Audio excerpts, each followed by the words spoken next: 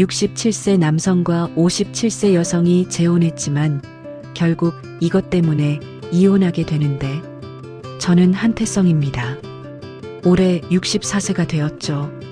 30년 넘게 소방관으로 일하다가 퇴직한 지 이제 1년이 지났습니다. 화재 현장에서 사람들을 구하던 그 시절이 그립긴 하지만 이제는 집에서 혼자 시간을 보내고 있어요. 아내가 세상을 떠난 지 벌써 2년이 지났습니다. 처음엔 괜찮을 줄 알았는데 시간이 갈수록 집이 더 조용해지는 것 같아요. 아침에 눈을 뜨면 옆자리에 아무도 없고 베개 하나만 덩그러니 놓여 있죠. 습관적으로 옆을 돌아보지만 차가운 이불만 만져집니다. 아침밥을 먹을 때도 혼자예요. 예전엔 아내가 미역국을 끓여주곤 했는데 이제는 간단한 라면이나 김치찌개로 때우고 있습니다. 식탁에 앉으면 의자 하나만 사용하게 되고 반찬도 하나씩만 덜어놓게 되죠. 텔레비전 소리가 집안의 적막함을 달래주는 유일한 친구가 되었어요. 점심시간이 되어도 특별할 게 없습니다. 근처 식당에 가서 혼밥을 하거나 집에서 컵라면을 끓여 먹어요. 가끔 식당에서 가족들이 함께 밥을 먹는 모습을 보면 부러워집니다. 웃음소리와 대화가 오가는 테이블을 바라보면서 나도 저런 시간이 있었는데 하는 생각이 들죠. 밤이 되면 정말 힘듭니다. 잠이 오지 않아서 이불을 덮고 누워도 천장만 계속 바라보게 되더라고요. 에어컨 돌아가는 소리, 시계 째깍거리는 소리만 들립니다. 소방관 시절 구하지 못했던 사람들의 얼굴이 자꾸 떠올라요. 5층 화재에서 미처 구조하지 못한 할머니, 공장 폭발 사고에서 뒤늦게 발견된 작업자의 모습이 선명하게 기억납니다. 아내에 대한 그리움도 밤마다 찾아와요. 함께 보던 드라마 재방송이 나오면 괜히 눈물이 납니다. 아내가 좋아하던 트로트 음악이 라디오에서 흘러나오면 급하게 채널을 돌려버리죠. 새벽 3시, 4시까지 뒤척이다가 겨우 잠이 드는 날이 대부분입니다. 요즘엔 손이 자주 떨려요. 아침에 커피잔을 들 때 미세하게 흔들리고 신문을 펼칠 때도 종이가 바스락거립니다. 면도할 때는 더 조심스러워졌어요. 거울 속 내 모습이 예전 같지 않다는 걸 느끼죠. 나이가 들어서 그런 거겠지만 혼자 있을 때 이런 변화를 마주하니까 더욱 서글퍼집니다. 같은 동네에 살고 있는 장미라 씨도 비슷한 상황이었습니다. 미라 씨는 57세인데 시장 입구에서 떡집을 운영하고 있어요.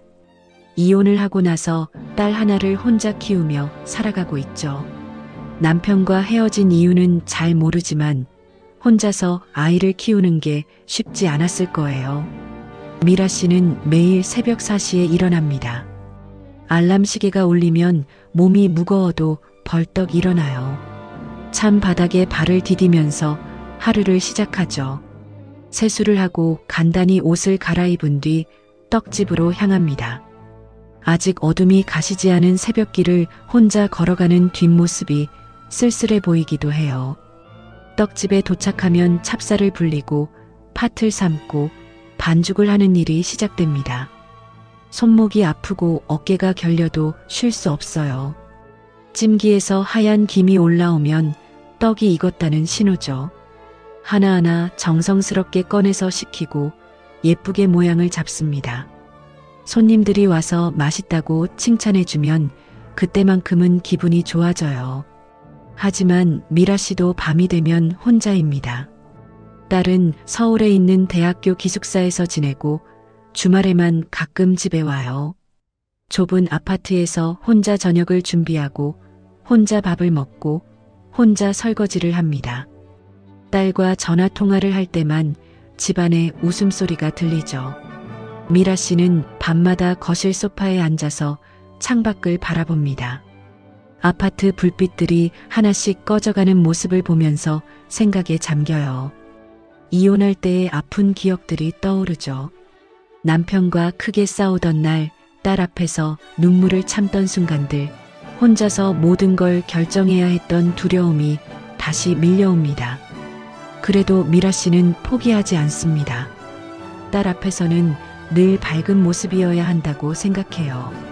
손님들에게도 웃으면서 인사하고 힘든 내색은 하지 않으려고 노력하죠. 가끔 거울을 보면서 연습하기도 해요. 웃는 표정, 밝은 목소리로 인사하는 모습을 말이에요. 저와 미라 씨는 같은 아파트 단지에 살고 있었지만 서로의 존재를 전혀 몰랐습니다. 저는 주로 밤늦게 산책을 하고 미라 씨는 새벽 일찍 떡집으로 나가니까 생활 패턴이 완전히 달랐거든요. 엘리베이터에서 마주쳤을 수도 있지만 기억에 남지 않았어요. 우리는 각자의 외로움 속에서 하루하루를 버텨나가고 있었습니다. 어떤 날은 정말 막막했어요. 이렇게 혼자 살아가는 게 맞나 싶기도 하고 앞으로 몇 년을 더 이런 식으로 보내야 할까 싶기도 했습니다. 가끔 아내 사진을 보면서 대화를 하기도 해요. 오늘 뭐 했는지, 힘든 일은 없었는지 혼자 중얼거리죠. 미라 씨도 비슷한 마음이었을 거예요. 새벽에 떡집 문을 열면서 오늘도 힘내자고 스스로를 다독였을 거고 저녁에 혼자 남았을 때면 깊은 한숨을 내쉬었을 거예요. 우리는 서로 모르는 채로 같은 외로움과 그리움을 나누고 있었던 셈이죠. 그런데 운명이라는 게 정말 신기한 것 같습니다. 그날도 잠이 오지 않아서 새벽 3시쯤 집을 나섰습니다. 요즘 들어 밤마다 이런 일이 반복되고 있어요. 이불 속에서 뒤척이다가 답답해지면 그냥 밖으로 나가서 걷곤 했죠. 찬 공기가 얼굴에 닿으면 조금이라도 마음이 진정되는 것 같았거든요. 아파트 단지를 벗어나서 시장 쪽으로 걸어가고 있었는데 갑자기 요란한 소리가 들렸습니다. 화재 경보 소리였어요. 30년 넘게 소방관으로 일했던 제가 그 소리를 모를 리 없죠. 몸이 먼저 반응했습니다. 퇴직했지만 여전히 그 소리만 들으면 가슴이 두근거리고 발걸음이 빨라져요. 소리가 나는 쪽으로 뛰어가니 작은 떡집에서 경보가 울리고 있었습니다. 불빛이 깜빡이고 시끄러운 소리가 새벽 거리에 울려 퍼지고 있었어요. 가게 앞에 한 여성이 서 있는데 당황한 모습이었습니다. 열쇠를 들고 있는 걸 보니 주인인 것 같았죠. 저는 망설이지 않고 다가갔습니다. 아직도 화재 상황에서는 몸이 먼저 움직여요. 그 여성이 바로 미라였는데 그때는 이름도 몰랐죠. 급하게 물어봤어요. 혹시 불이 났나요? 안전한 곳으로 피해야 합니다. 미라는 깜짝 놀란 표정으로 저를 쳐다봤어요. 새벽에 갑자기 나타난 낯선 남자를 보고 무서워할 수도 있었는데 제가 진심으로 걱정하는 모습을 본 건지 금세 안심하는 것 같았습니다. 아니에요. 불은 안 났는데 경보가 계속 울려서 어떻게 해야 할지 모르겠어요. 처음 있는 일이라서요. 미라의 목소리가 떨리고 있었어요. 새벽 4시에 혼자서 이런 일을 겪으니 얼마나 당황스러웠을까 싶었습니다. 저는 경보장치를 살펴보면서 말했죠. 괜찮아요. 오작동인 것 같네요. 제가 좀 봐드릴게요. 다행히 간단한 문제였습니다. 습도 센서에 물기가 묻어서 생긴 오작동이었어요. 떡집이니까 김이 많이 나는 환경이라 그럴 수 있죠. 센서를 닫고 리셋 버튼을 누르니 경보가 멈췄습니다. 갑자기 조용해진 새벽거리가 더욱 정적으로 느껴졌어요. 와, 정말 고마워요. 어떻게 이런 걸 다 하세요? 미라가 진심으로 고마워하는 표정이었어요. 눈에 안도감이 가득했죠. 저도 오랜만에 누군가에게 도움이 되는 일을 해서 기분이 좋았습니다. 제가 소방관 출신이라서요. 이런 장치들은 익숙해요. 그렇구나. 정말 든든하네요. 혼자 있을 때 이런 일이 생기니까 얼마나 무서웠는지 몰라요. 미라는 작은 체구였는데 새벽부터 떡을 만들러 나온 모습이 대견하면서도 안쓰러웠습니다. 혼자서 이 무거운 일을 다 감당하고 있구나 싶었어요. 앞으로 이런 일 있으면 언제든 말해요. 근처에 살고 있어서요.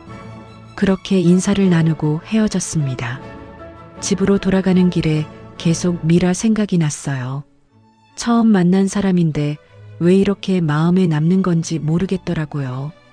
새벽에 혼자 일하러 나가는 모습이 자꾸 떠올랐습니다. 며칠이 지난 후였습니다. 동네 복지센터에서 목공 수업 자원봉사를 하게 되었어요. 퇴직 후에 뭔가 의미 있는 일을 해보고 싶어서 신청한 거였습니다. 어르신들에게 간단한 목공 기술을 가르치는 일이었죠. 제가 평소에 취미로 하던 일이라 어렵지 않았어요. 수업 준비를 하고 있는데 익숙한 목소리가 들렸습니다. 고개를 돌려보니 지난번 떡집에서 만났던 그 사람이 있는 거예요. 미라도 저를 알아봤나 봅니다. 놀란 표정으로 저를 쳐다보더니 웃으면서 손을 흔들어 주더라고요. 어머, 그때 도움 주신 분이시네요. 여기서 보니까 신기하네요. 미라는 목공 수업 수강생 중 한 명이었습니다. 떡집 일만 하다가 새로운 취미를 배워보고 싶어서 신청했다고 하더라고요. 손재주가 좋아서 다른 사람들보다 금세 요령을 터득했어요. 수업이 시작되고 저는 각 테이블을 돌아다니며 도움을 드렸습니다. 미라 테이블에 갔을 때 조심스럽게 물어봤어요. 떡집 일은 괜찮아요? 그 후로 경보 문제는 없었고요. 네, 덕분에 잘 사용하고 있어요. 정말 고마웠어요. 그런데 여기서 자원봉사를 하고 계시는군요. 대단해요. 미라의 목소리에 존경하는 마음이 담겨 있었어요. 저도 모르게 어깨가 으쓱해졌습니다. 오랜만에 누군가에게 인정받는 기분이었거든요. 그냥 집에만 있으니까 답답해서요. 이렇게 나와서 사람들과 만나니까 좋네요. 맞아요. 저도 떡집 일만 하다가 이런 수업 들으니까 기분 전환이 돼요. 새로운 걸 배우는 재미도 있고요.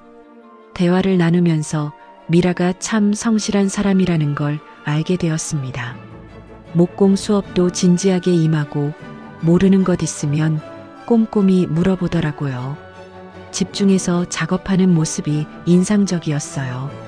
수업이 끝나고 정리를 하는데 미라가 도와주었습니다. 다른 수강생들은 다 갔는데 혼자 남아서 도구들을 정리해 주더라고요. 안 그래도 되는데요. 제가 할 일인데. 괜찮아요. 저도 일찍 끝났거든요. 그리고 선생님이 열심히 가르쳐 주셔서 이 정도는 해야죠.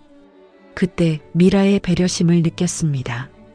남을 먼저 생각하는 마음이 자연스럽게 드러나더라고요. 함께 정리를 하면서 이런저런 이야기를 나눴어요. 평범한 일상 얘기였지만 오랜만에 누군가와 편하게 대화하니까 기분이 좋았습니다. 다음 주에도 와요? 네, 물론이죠. 재미있어서요. 선생님도 계속 오시는 거죠? 그럼요. 여기 오면 보람도 느끼고 좋아요. 그렇게 두 번째 만남이 끝났습니다. 집으로 돌아가는 길에 또 미라 생각이 났어요. 이상하게 마음이 따뜻해지는 기분이었습니다. 오랜만에 누군가와 자연스럽게 대화한 것 같았거든요. 같은 동네에 이런 사람이 살고 있었구나 싶으면서 다음 주가 기대되기 시작했죠. 목공 수업이 계속되면서 미라와 자연스럽게 대화를 나누는 일이 많아졌습니다. 처음엔 수업에 관한 이야기만 했는데 점점 일상적인 얘기들을 하게 되더라고요. 미라가 떡집에서 있었던 재미있는 손님 이야기를 해주거나 제가 소방관 시절 경험담을 들려주기도 했어요. 어느 날 수업이 끝나고 미라가 조심스럽게 말했습니다. 혹시 시간 되면 근처 카페에서 차 한잔 할까요? 오늘 수업이 일찍 끝나서요. 저도 특별히 할 일이 없었고 무엇보다 미라와 더 이야기하고 싶었어요. 복지센터 근처에 작은 카페가 하나 있었는데 조용하고 분위기가 좋았습니다. 카페에 앉아서 커피를 주문하고 나니 좀 더 편한 분위기가 되었어요. 수업 때와는 달리 다른 사람들의 시선을 신경 쓸 필요가 없어서 그런지 대화도 더 자유로워졌습니다. 떡집 일이 많이 힘들죠? 새벽부터 시작해야 하니까. 처음엔 힘들었는데 이제는 익숙해졌어요. 오히려 새벽 시간이 조용해서 좋아요. 생각할 시간도 있고요. 미라가 커피잔을 두 손으로 감싸며 말했어요. 작은 손이 따뜻해 보이더라고요. 혼자 하시는 게 쉽지 않을 텐데요. 가족들은 어떻게 생각하나요? 딸이 하나 있는데 대학생이에요. 처음엔 걱정했지만 이제는 응원해줘요. 엄마가 열심히 사는 모습을 보여주고 싶거든요.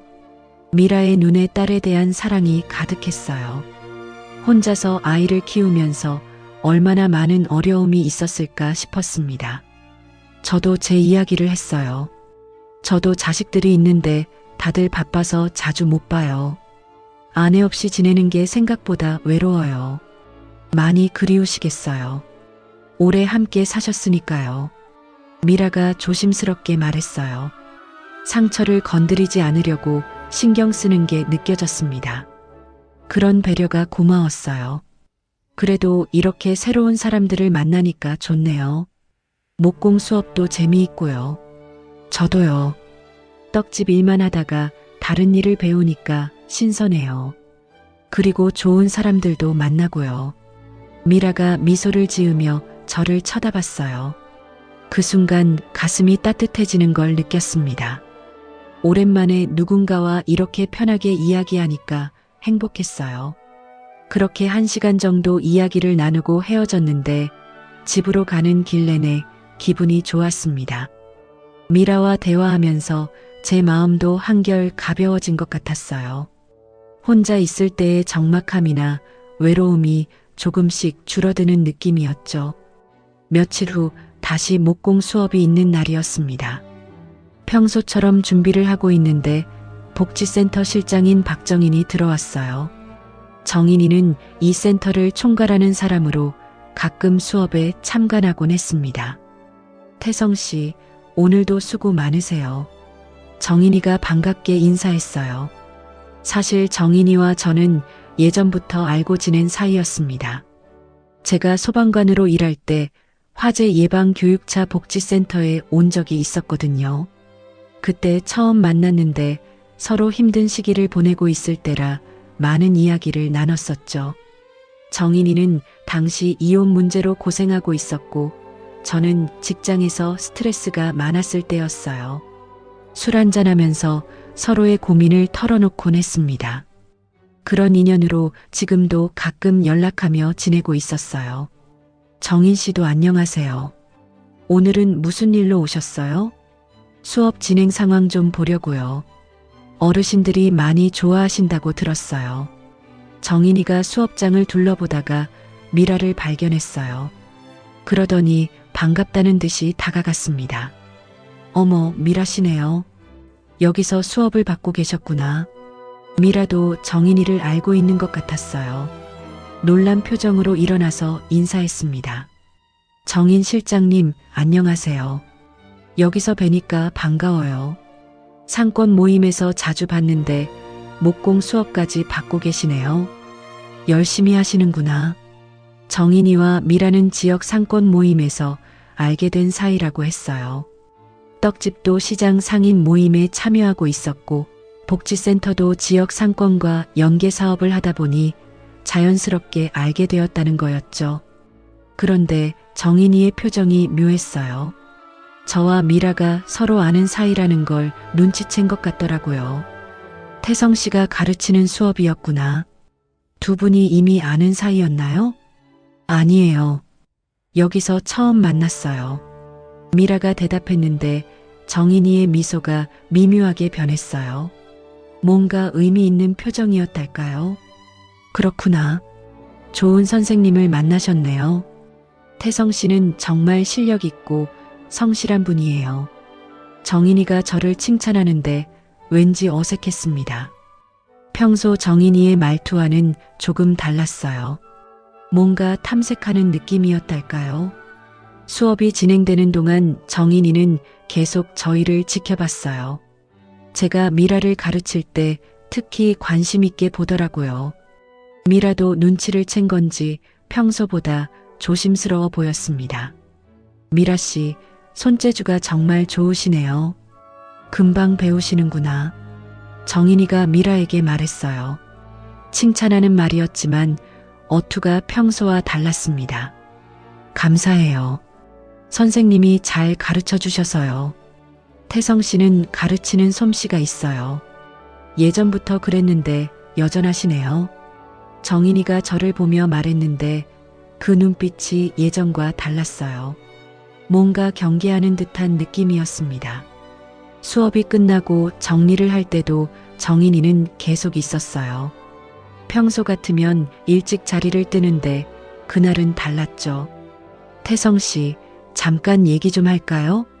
정인이가 저를 따로 불렀어요. 미라는 먼저 집에 간다고 인사하고 나갔습니다. 그때 정인이의 표정을 보니 뭔가 말하고 싶은 게 있는 것 같았어요. 요즘 어떻게 지내세요? 혼자 계시니까 외롭죠? 그럭저럭 지내고 있어요. 이렇게 봉사활동도 하고 있으니까요. 미라 씨하고는 언제부터 알고 지냈어요? 정인이가 직접적으로 물어봤어요. 그 질문에 뭔가 다른 의도가 담겨 있는 것 같았습니다. 얼마 전에 우연히 만났어요. 화재 경보 오작동 때문에요. 아, 그렇구나. 미라 씨도 혼자 사시니까 조심하셔야 할 텐데요. 정인이의 말에 묘한 뉘앙스가 있었어요. 경고하는 건지 아니면 다른 의미인지 알 수 없었습니다. 그날 이후로 정인이의 시선이 자꾸 신경 쓰였어요. 목공 수업에서 만난 지 한 달 정도가 지났을 때였습니다. 미라와 저는 자연스럽게 수업 후에 차를 마시거나 간단한 이야기를 나누는 사이가 되었어요. 그런데 어느 날 미라가 조심스럽게 제안을 했습니다. 혹시 시간 되시면 새벽에 떡집 일 좀 도와주실 수 있을까요? 요즘 주문이 많아져서 혼자 하기가 벅차거든요. 저는 망설이지 않고 대답했어요. 집에서 혼자 시간을 보내는 것보다 누군가와 함께 일하는 게 훨씬 좋겠다는 생각이 들었거든요. 물론이죠. 어차피 새벽에 잠도 안 오는데 좋은 일이네요. 다음 날부터 새벽 4시에 떡집으로 나가기 시작했습니다. 처음엔 어색했는데 며칠 지나니까 익숙해졌어요. 미라가 찹쌀을 불리고 반죽을 할 때 저는 찜기를 준비하고 불을 지폈습니다. 소방관 시절에 화재 안전에 대해 잘 알고 있어서 가스레인지 관리도 꼼꼼히 해주었죠. 정말 큰 도움이 돼요. 혼자 할 때는 이것저것 신경 쓸 게 너무 많았거든요. 미라가 고마워하는 모습을 보니 뿌듯했습니다. 오랜만에 누군가에게 필요한 사람이 된 기분이었어요. 손이 떨리는 증상도 일할 때는 덜 나타나더라고요. 집중하다 보니 그런 것들을 잊게 되는 것 같았습니다. 떡이 쪄지는 동안 우리는 자연스럽게 대화를 나눴어요. 새벽 시간이라 조용하고 아늑한 분위기였죠. 미라가 커피를 끓여주면 함께 마시면서 이런저런 이야기를 했습니다. 딸이 어릴 때는 이 시간에도 깨서 보챘었는데 지금 생각해보니 그때가 더 좋았던 것 같아요. 자식들이 다 크고 나면 그런 생각이 들죠. 저도 애들이 어릴 때는 힘들다고만 생각했는데 지금은 그때가 그리워요. 서로의 추억을 나누면서 점점 가까워지는 걸 느꼈어요. 미라도 처음보다 훨씬 편해하는 것 같았습니다. 웃음소리도 많아지고 농담도 주고받게 되었죠. 일주일이 지나자 우리는 완전히 호흡이 맞았어요. 제가 찜기에서 떡을 꺼내면 미라가 받아서 식히고 저는 다음 찜기를 준비하는 식으로 척척 진행되었습니다. 마치 오랫동안 함께 일해온 것처럼 자연스러웠어요. 오늘은 장 보는 날이에요. 혹시 시간 되면 같이 가실래요? 미라가 제안했어요. 떡집 재료를 사러 전통시장에 가는 날이었는데 혼자 가기엔 짐이 너무 많다고 하더라고요. 좋죠. 저도 오랜만에 시장 구경해보고 싶었어요. 전통시장에 함께 간 날이 특별히 기억에 남습니다. 미라가 각 가게를 돌아다니며 재료를 고르는 모습이 프로답더라고요. 찹쌀의 품질을 보는 눈이며 팥의 상태를 확인하는 손길이 정말 숙련되어 있었습니다. 이 찹쌀이 제일 좋아요. 윤기가 나고 알이 고르거든요. 미라가 설명해 주는 걸 들으니 새로웠어요. 그동안 시장에서 장을 볼 때 대충 사던 제가 부끄러워졌습니다. 무거운 쌀자루를 들어주니 미라가 고마워했어요. 혼자 올 때는 이런 무거운 거 나르기가 힘들었는데 정말 든든해요. 시장에서 함께 점심도 먹었습니다. 작은 식당에서 김치찌개를 시켜놓고 이야기하는데 마치 오래된 부부 같은 느낌이었어요. 편안하고 자연스러웠죠. 그날 이후로 우리는 더 자주 만나게 되었습니다. 떡집 일이 끝나면 함께 아침 산책을 하기도 했고 저녁에는 간단한 집밥을 나눠 먹기도 했어요. 미라가 떡집에서 남은 떡을 가져와서 저는 간단한 반찬을 만들어서 함께 먹었습니다. 태성 씨가 만든 김치볶음밥 정말 맛있어요. 비법이 뭐예요? 별거 아니에요. 소방서에서 야간 근무할 때 자주 해먹던 거라 익숙해서 그런가 봐요. 이런 소소한 일상들이 쌓여가면서 제 생활에 활력이 돌아왔습니다. 아침에 일어날 이유가 생겼고 밤에도 내일이 기대되었어요. 손떨림도 많이 줄어들었고 불면증도 개선되는 것 같았습니다. 미라도 변화가 있었어요. 예전보다 표정이 밝아졌고 웃음소리도 많아졌죠. 떡집 손님들도 미라의 변화를 알아채는 것 같았습니다. 하지만 이런 행복한 시간이 계속되지는 않았어요. 박정인이 가끔 복지센터에 나타나서 의미심장한 말들을 던지기 시작했거든요. 어느 날 목공 수업이 끝나고 정인이가 저를 따로 불렀어요. 태성 씨, 요즘 많이 바쁘시겠어요? 새벽부터 일하신다던데요. 정인이가 어떻게 알았는지 모르겠지만 제가 떡집 일을 돕고 있다는 걸 알고 있었어요.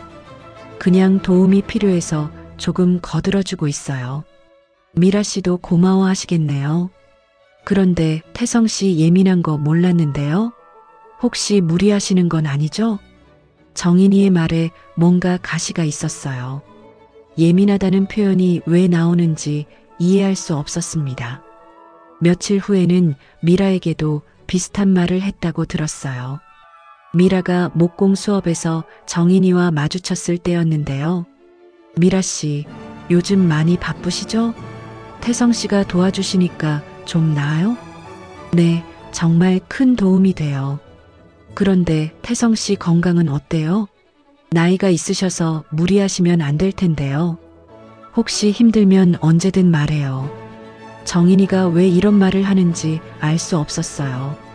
마치 제가 미라에게 부담이 되고 있다는 식으로 말하는 것 같았습니다. 정인 실장이 이상한 얘기 하더라고요. 태성 씨 건강 걱정하면서 무리하지 말라고요. 미라가 저에게 그 이야기를 전해주는데 표정이 조금 어두워져 있었어요. 정인이의 말이 미라에게도 영향을 준 것 같았습니다. 저는 괜찮은데요. 오히려 일하니까 더 건강해지는 것 같아요. 그래도 너무 무리하지 마세요. 저도 혼자 할 수 있어요. 미라의 말에 약간의 거리감이 느껴졌어요. 정인이의 말이 미라 마음속에 의심의 씨앗을 심은 것 같았습니다. 그 순간부터 우리 사이에 미묘한 변화가 시작되었어요. 박정인의 은근한 견제에도 불구하고 미라와 저는 더욱 가까워졌습니다. 함께 보내는 시간이 늘어날수록 서로에 대한 감정도 깊어져 갔어요. 어느 날 저녁 미라의 집에서 함께 저녁을 먹고 있을 때 더 이상 제 마음을 숨길 수 없다는 생각이 들었습니다. 미라 씨, 솔직히 말씀드리고 싶은 게 있어요. 미라가 고개를 들어 저를 쳐다봤어요. 진지한 제 표정을 보더니 젓가락을 내려놓았습니다. 저는 미라 씨와 함께 있을 때가 가장 편안해요. 아내가 세상을 떠난 후로 이런 마음을 느껴본 적이 없었거든요. 말을 하면서도 가슴이 두근거렸어요. 64세가 되어서 이런 고백을 하게 될 줄은 꿈에도 몰랐습니다. 혹시 부담스러우시면? 아니에요. 미라가 제 말을 가로막았어요. 눈에 눈물이 맺혀 있었습니다. 저도 같은 마음이에요. 이혼하고 나서 혼자 살면서 다시는 누군가와 이런 감정을 나눌 수 없을 거라고 생각했거든요. 태성 씨와 있으면 마음이 따뜻해져요. 그 순간 미라의 손을 잡았어요. 작고 따뜻한 손이 제 큰 손 안에 쏙 들어왔습니다. 두 사람 다 말없이 서로를 바라보다가 함께 웃었어요. 너무나 자연스럽고 당연한 일처럼 느껴졌거든요. 하지만 우리에게는 해결해야 할 문제가 있었습니다. 바로 가족들이었어요. 저는 성인이 된 자녀 둘이 있었고 미라에게는 대학생 딸이 있었거든요. 먼저 제 아이들에게 이야기했습니다. 큰아들과 작은 딸을 불러서 식당에서 만났어요. 아버지가 할 말이 있다. 무슨 일이세요? 표정이 심각한데요. 큰아들이 걱정스럽게 물어봤어요. 딸도 긴장한 모습이었습니다. 좋은 사람을 만났다. 재혼을 생각하고 있어. 순간 아이들의 표정이 굳어졌어요. 예상했던 반응이었습니다. 아버지, 갑자기 무슨 소리세요? 딸이 당황해서 말했어요. 큰아들도 말문이 막힌 듯 아무 말이 없었습니다. 어머니가 돌아가신 지 겨우 2년인데 그래서 더 생각해봤다. 혼자 있으니까 얼마나 외로운지 너희들도 모르잖니. 저는 차근차근 설명했어요. 미라와 어떻게 만났는지, 함께 있을 때 얼마나 마음이 편한지, 서로 어떻게 도와가며 지내는지 말했습니다. 그분이 어떤 분이신데요? 큰아들이 조심스럽게 물어봤어요. 처음 반대하던 모습과는 달리 궁금해하는 것 같았습니다. 떡집을 하시는 분이야. 나이는 7살 아래고 혼자서 딸을 키우며 사셨어. 정말 성실하고 따뜻한 사람이다. 아이들의 표정이 조금씩 누그러지는 게 보였어요. 제가 진심으로 미라를 좋아한다는 걸 느낀 것 같았습니다. 한번 만나볼 수 있을까요? 딸이 먼저 제안했어요. 큰아들도 고개를 끄덕였습니다.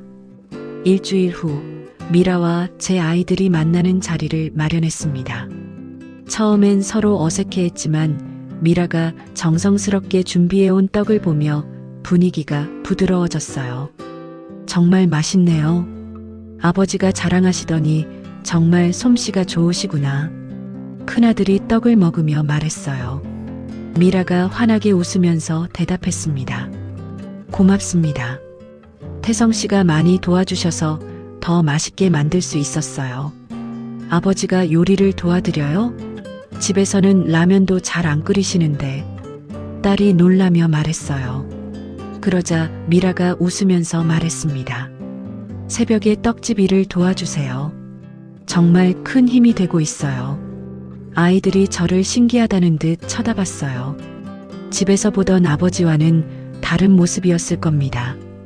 식사를 하면서 미라는 자연스럽게 아이들과 대화를 나눴어요. 큰아들의 직장 이야기, 딸의 취업 준비 이야기를 관심 있게 들어주었습니다. 무엇보다 저를 어떻게 생각하는지에 대해서도 솔직하게 말했어요. 아버님이 정말 든든해요. 혼자 할 때는 힘들었던 일들이 함께 하니까 즐거워졌거든요. 그날 헤어지면서 큰아들이 저에게 조용히 말했어요. 아버지 표정이 정말 밝아졌어요. 어머니 돌아가시고 나서 처음 보는 모습이에요. 딸도 비슷한 말을 했습니다. 아버지가 행복해 보여요. 그분도 좋은 분 같고요. 미라의 딸을 만나는 것은 조금 더 조심스러웠어요. 대학생이라서 감수성이 예민할 수 있었거든요. 미라가 먼저 딸에게 저에 대한 이야기를 했다고 했어요. 엄마, 정말 재혼하실 거예요? 딸이 직접적으로 물어봤다고 하더라고요. 미라는 솔직하게 대답했답니다. 그런 마음이 있어. 혼자 지내는 게 얼마나 외로운지 너도 알잖니. 아직 어린데. 너도 이제 성인이고 나도 내 인생을 생각해야 할 나이야. 처음에 딸은 복잡한 마음이었다고 해요. 어머니의 재혼을 쉽게 받아들이기 어려웠던 것 같습니다. 하지만 미라와 함께 있을 때 제 모습을 보면서 생각이 바뀌었대요. 엄마가 정말 많이 웃으세요. 예전에는 혼자 있을 때 울먹이는 걸 가끔 봤거든요. 딸이 미라에게 말했어요. 태성 아저씨가 엄마를 행복하게 해주시는 것 같아요. 엄마가 웃으니까 저도 좋네요. 그 말을 들었을 때 정말 고마웠어요. 젊은 나이에 어머니의 마음을 이해해주는 딸이 대견했습니다.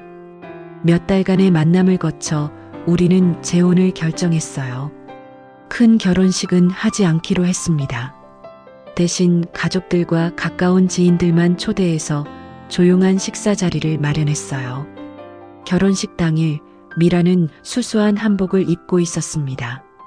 화려하지 않지만 정말 아름다워 보였어요. 저도 정장을 차려입고 미라 옆에 섰을 때 가슴이 벅찼습니다. 이제 정말 가족이 되었네요. 미라가 조용히 말했어요. 제 손을 꼭 잡으면서요. 앞으로 함께 행복하게 살아요. 제가 대답하자 미라가 환하게 웃었습니다. 그 웃음을 보는 순간 모든 게 완벽하다는 생각이 들었어요.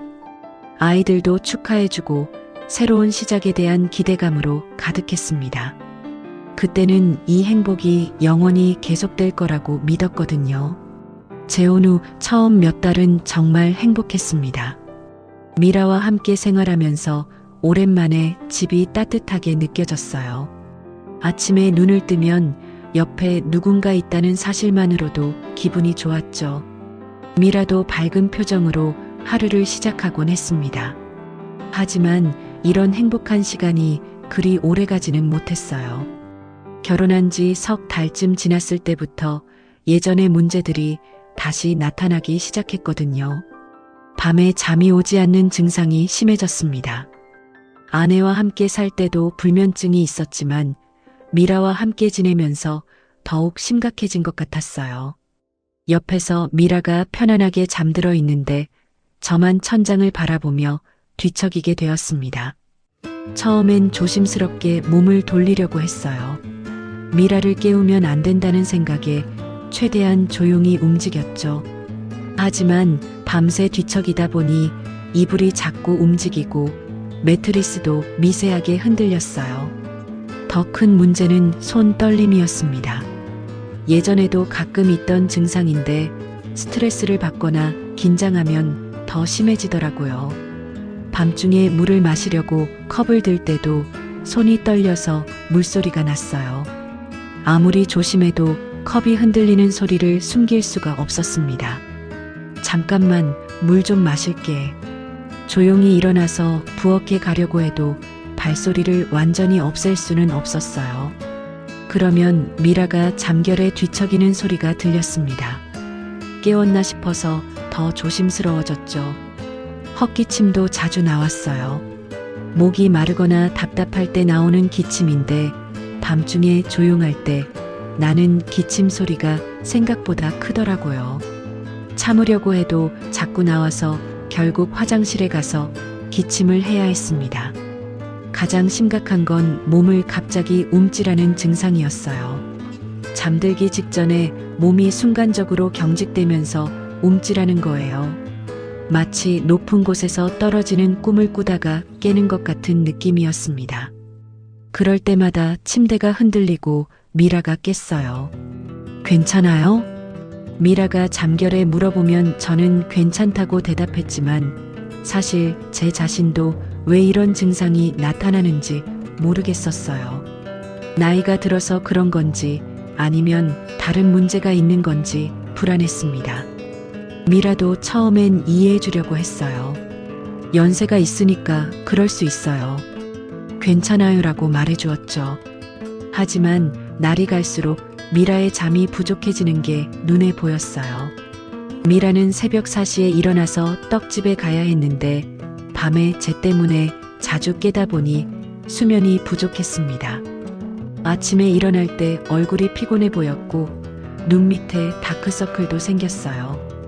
미안해요. 제가 자꾸 깨워서. 아니에요.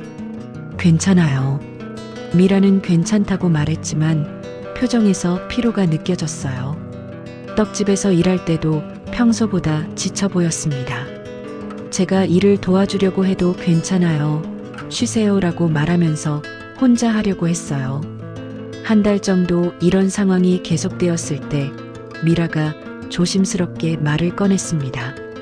그날도 새벽 3시쯤 제가 헛기침을 하면서 미라를 깨웠을 때였어요. 태성 씨, 미안해요. 또 깨웠네요. 아니에요. 그런데 혹시 병원에 가보시는 게 어떨까요? 미라의 목소리가 조심스러웠어요. 제가 상처받을까봐 걱정하는 마음이 느껴졌죠. 병원요? 네. 불면증이나 손 떨림 같은 건 치료할 수 있을 것 같은데요. 전문의한테 한번 보시면. 그 순간 머리가 뜨거워졌어요. 미라가 저를 환자 취급한다는 생각이 들었거든요. 64세가 되어서 아내에게 병원에 가라는 말을 듣는다는 게 자존심이 상했습니다. 저는 아픈 게 아니에요. 제 목소리가 생각보다 날카롭게 나왔어요. 미라가 놀란 표정을 지었습니다. 그냥 나이가 들어서 그런 거겠죠. 누구한테나 있을 수 있는 일이에요. 하지만 너무 심한 것 같아서요. 혹시 스트레스나 다른 원인이 있을 수도. 스트레스라고요? 제가 버럭 말을 잘랐어요. 왜 그렇게 화가 났는지 모르겠지만 미라의 말이 제 자존심을 건드린 것 같았습니다. 저는 멀쩡해요. 단지 잠이 안 오는 것뿐이에요. 30년 넘게 소방관으로 일하면서 온갖 스트레스를 다 겪었는데 이 정도가 뭐가 문제라고 그래요? 미라의 얼굴이 굳어졌어요. 제가 예상보다 강하게 반응해서 당황한 것 같았습니다. 죄송해요. 그냥 걱정돼서 그런 거였어요. 걱정은 고맙지만 저를 아픈 사람 취급하지는 마세요. 그날 밤 우리는 등을 돌리고 잤어요. 침묵이 흘렀고 둘 다 잠들기 어려웠습니다. 저는 미라에게 화를 낸 것이 후회되었지만 먼저 사과하기도 어색했어요. 다음 날 아침 미라는 평소보다 일찍 떡집에 나갔습니다. 저도 따라가려고 했지만 미라가 말했어요. 오늘은 혼자 할게요. 태성 씨는 좀 쉬세요. 그 말에 더 기분이 나빠졌어요. 제가 도움이 안 된다는 뜻으로 들렸거든요. 아니면 제가 부담스럽다는 의미일 수도 있었고요. 그날부터 우리 사이에 미묘한 거리감이 생겼습니다. 미라는 제 건강을 걱정해서 한 말이었겠지만 저는 그 말이 제 노화를 지적하는 것처럼 느껴졌어요. 64세가 되어서 아내에게 병원에 가라는 말을 듣는다는 것이 자존심의 상처가 되었습니다. 미라도 저의 반응을 보고 조심스러워졌어요. 제가 예민하게 반응할까봐 건강에 관한 이야기는 더 이상 하지 않았습니다. 하지만 그 조심스러움 자체가 더욱 어색한 분위기를 만들었어요. 밤마다 반복되는 불면증과 떨림 증상은 계속되었고 미라의 수면 부족도 지속되었습니다. 우리는 서로를 사랑했지만 이 문제를 어떻게 해결해야 할지 모르겠었어요. 작은 균열이 시작된 거였죠. 불면증 문제로 생긴 갈등이 해결되지 않은 상황에서 다른 문제들도 하나씩 드러나기 시작했습니다. 결혼 전에는 몰랐던 생활 습관의 차이가 점점 부담스러워졌어요. 가장 큰 문제는 아침 시간이었습니다. 미라는 새벽 4시에 일어나서 떡집 준비를 해야 했는데 저는 조용한 아침을 원했거든요. 아내와 살 때는 아침에 조용히 커피 한 잔 마시며 신문을 보는 게 일과였는데 미라와 함께 살면서는 그런 여유를 찾기 어려웠어요. 미라가 새벽에 일어나면 세수하는 소리, 옷장에서 옷을 꺼내는 소리, 부엌에서 간단히 요기하는 소리가 모두 들렸습니다. 아무리 조용히 하려고 해도 완전히 소음을 없앨 수는 없었거든요. 미안해요. 깨웠나요? 미라가 조심스럽게 물어보면 저는 괜찮다고 대답했지만 사실 잠에서 깬 후로는 다시 잠들기가 어려웠어요. 그러면 하루 종일 컨디션이 좋지 않았죠. 미라가 떡집에 나간 후에도 문제였습니다. 저도 도와주러 가곤 했는데 떡집에서는 계속 소음이 났어요. 찜기에서 나는 김소리, 반죽기 돌아가는 소리, 냉장고 문 여닫는 소리까지 모든 게 시끄럽게 느껴졌습니다. 찜기 소리가 좀 크네요. 제가 중얼거리면 미라가 민망해했어요. 원래 이래요. 떡을 쪄야 하니까 어쩔 수 없어요. 미라의 대답에 짜증이 났지만 참았습니다. 미라의 일이니까 이해해야 한다고 생각했거든요. 하지만 매일 반복되다 보니 스트레스가 쌓였어요. 음식 취향도 달랐습니다. 저는 담백한 음식을 좋아했는데 미라는 조금 짜고 매운 음식을 선호했어요. 미라가 해주는 음식이 제 입맛에 맞지 않을 때가 많았죠. 간이 좀 센 것 같은데요. 제가 원래 짜게 먹는 편이에요. 다음엔 덜 짜게 할게요. 미라가 맞춰주려고 노력했지만 그런 배려 자체가 부담스러웠어요. 서로 자연스럽지 못하고 억지로 맞춰가는 느낌이었거든요. 생활 리듬도 완전히 달랐습니다. 미라는 새벽부터 일하고 저녁 8시면 잠자리에 들었는데 저는 밤 11시나 12시까지는 깨어있는 편이었어요. 저녁 시간에 함께 보낼 수 있는 시간이 별로 없었죠. 먼저 주무세요. 저는 조금 더 있다가 들어갈게요. 네, 그러세요. 미라가 먼저 잠자리에 들고 나면 저는 거실에 혼자 남았어요. 결혼 전 혼자 있을 때와 비슷한 외로움이 느껴졌습니다. 함께 살지만 함께 있지 못하는 기분이었달까요? 이런 상황이 몇 주 계속되면서 서로 지치기 시작했어요. 미라도 제가 불편해하는 걸 눈치채고 있었고 저도 미라에게 부담을 주고 있다는 걸 알고 있었습니다. 그런 때 박정인이 다시 나타났어요. 복지센터 목공 수업이 있는 날 정인이 미라와 따로 이야기하는 모습을 봤습니다. 미라 씨, 요즘 어때요? 많이 바빠 보이시던데요. 괜찮아요. 그냥 적응하려고 노력하고 있어요. 적응이요? 뭔가 힘든 일이 있나요? 정인이가 관심 있다는 듯 물어봤어요. 미라는 처음엔 괜찮다고 했지만 정인이 계속 물어보자 조금씩 털어놨나 봅니다. 사실 생활 패턴이 많이 달라서요. 서로 맞춰가려고 하는데 쉽지 않네요. 그럴 수밖에 없어요. 태성 씨, 생각보다 예민하더라고요. 예전에도 그런 면이 있었거든요. 정인이의 말에 미라가 놀란 표정을 지었어요. 예민하다고요? 네. 소방관 시절에도 신경질적인 면이 있었어요. 완벽주의 성향이 강해서 작은 것도 신경 쓰거든요. 미라 씨가 너무 맞춰주려고 하지 마세요. 그러다가 미라 씨만 힘들어져요. 정인이가 뭔가 조언하는 듯한 말을 했어요. 하지만 그 말이 미라 마음에 의심을 심은 것 같았습니다. 그날 저녁 미라가 평소보다 조심스러워하는 게 느껴졌어요. 며칠 후에는 정인이 저에게도 비슷한 말을 했습니다. 태성 씨, 요즘 많이 바쁘시죠? 떡집 일까지 도와주시고. 그냥 도울 일이 있어서 돕고 있어요. 미라 씨 떡집 일이 생각보다 힘들죠? 새벽부터 저녁까지 계속 일해야 하고. 정인이가 무심한 듯 말했어요. 당신 나이에는 좀 과한 거 아닐까요? 무리하시면 건강에 안 좋을 텐데요. 저는 괜찮은데요. 괜찮으시긴 하겠지만 미라 씨도 부담스러워할 수도 있어요. 혹시 도움이 안 될까봐 말은 못 하시겠지만요. 정인이의 말이 제 마음을 흔들었어요. 정말 미라에게 부담이 되고 있는 건 아닐까 하는 생각이 들었거든요. 그동안 미라가 제 도움을 고마워한다고 생각했는데 사실은 부담스러워하고 있었던 건 아닐까요? 그날 밤 떡집에서 돌아와서 미라에게 물어봤어요. 제가 떡집 일 돕는 게 부담되지 않아요? 왜 갑자기 그런 말씀을 하세요? 혹시 제가 있으면 일하기 불편하거나 그런 건 아닌가 해서요.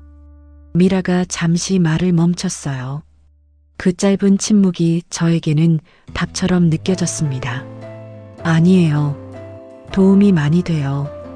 미라가 대답했지만 평소보다 확신이 없어 보였어요. 정인이의 말이 미라에게도 영향을 준 것 같았습니다. 그때부터 서로 더 조심스러워졌어요.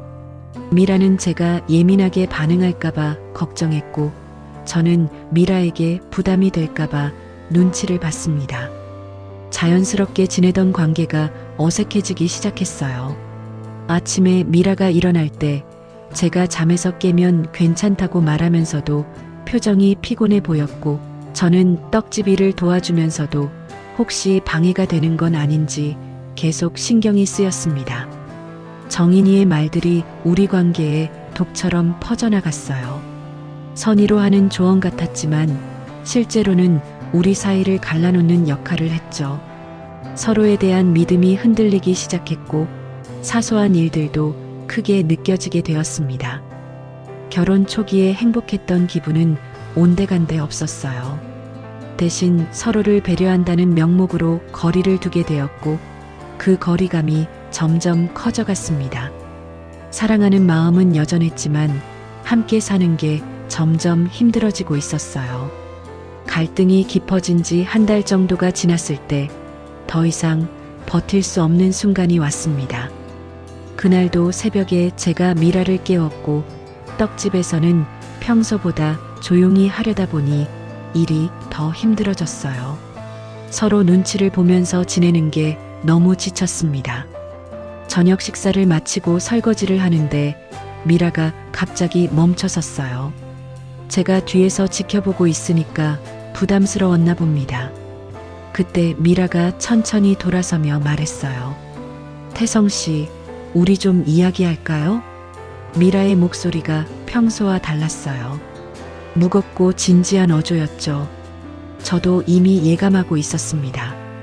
이런 날이 올 거라는 걸 말이에요. 거실 소파에 마주 앉았는데 한참 동안 아무도 말하지 못했어요. 미라는 손을 꼭 쥐고 있었고 저는 어떤 말을 해야 할지 몰랐습니다. 우리, 미라가 입을 열었다가 다시 멈췄어요. 말하기 어려운 얘기라는 걸 알고 있었거든요. 말해보세요.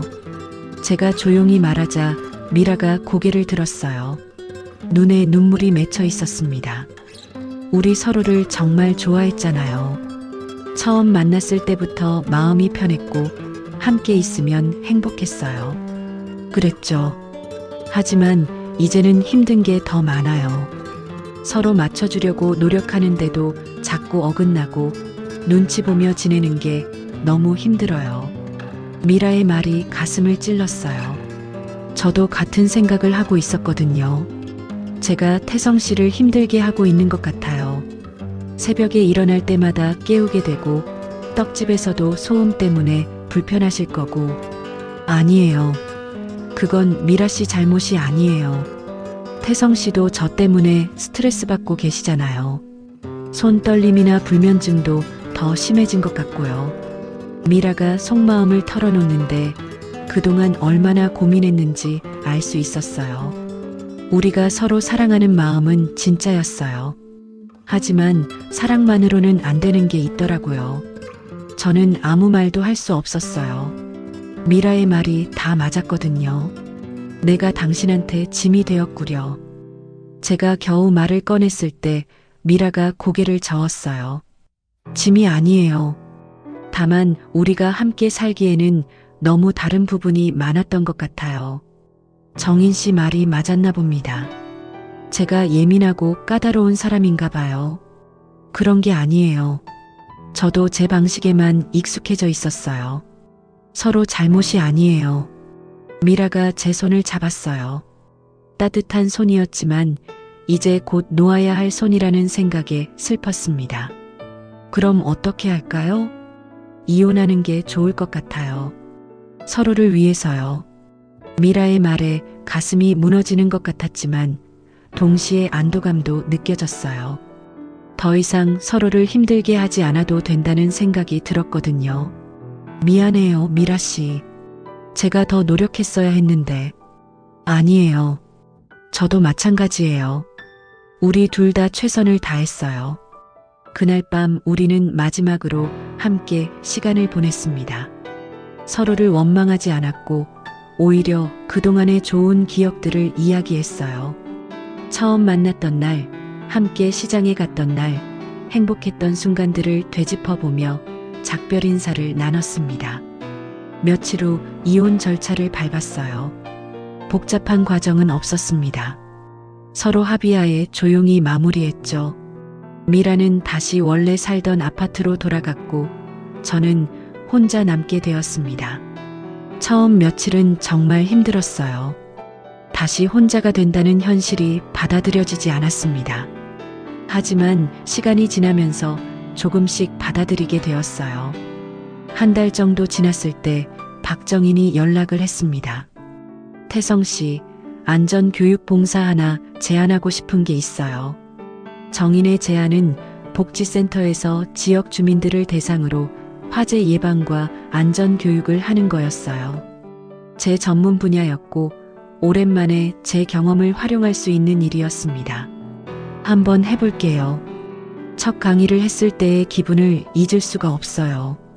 30명 정도의 주민들이 제 말에 귀 기울이고 질문하고 고마워하는 모습을 보니까 뿌듯했습니다. 오랜만에 누군가에게 진짜 필요한 사람이 된 기분이었어요. 선생님 덕분에 우리 집 화재 경보기 점검할 수 있었어요. 가스레인지 안전사용법 정말 도움됐어요. 주민들의 고마운 말을 들으며 새로운 보람을 찾았습니다.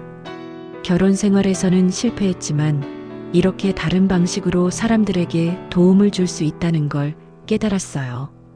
미라도 변화가 있었다고 들었습니다. 다시 혼자 살게 되면서 처음에는 힘들어했지만 점차 자신만의 리듬을 되찾았대요. 떡집 일도 예전처럼 자유롭게 할 수 있게 되었고 딸과도 더 많은 시간을 보내고 있다고 했습니다. 가끔 시장에서 우연히 마주칠 때가 있어요. 서로 어색하지 않게 인사하고 안부를 물어봅니다. 원망하는 마음은 전혀 없어요. 오히려 서로가 각자의 자리에서 잘 지내고 있다는 게 다행스럽습니다. 태성 씨도 건강하게 잘 지내시는 것 같아서 다행이에요. 미라 씨도 밝아 보이시네요. 떡집은 잘 되고 있고요. 네, 딸이 방학 때 와서 도와주기도 해요. 이런 대화를 나누면서 깨달았어요. 사랑에는 여러 가지 형태가 있다는 걸 말이에요. 함께 살며 매일 얼굴을 보는 사랑도 있지만 멀리서 서로의 행복을 빌어주는 사랑도 있다는 걸 배웠습니다. 지금 저는 일주일에 3번 안전교육을 하고 목공 수업 봉사도 계속하고 있어요. 손떨림이나 불면증도 많이 좋아졌습니다. 스트레스가 줄어서 그런 것 같아요. 미라와의 결혼 생활은 실패했지만 그 경험을 통해 많은 걸 배웠어요. 사랑만으로는 모든 문제를 해결할 수 없다는 것, 때로는 사랑하는 사람을 놓아주는 것도 사랑이라는 것을 깨달았습니다. 그리고 혼자서도 충분히 의미 있는 삶을 살 수 있다는 자신감을 얻었어요. 이제는 후회하지 않습니다.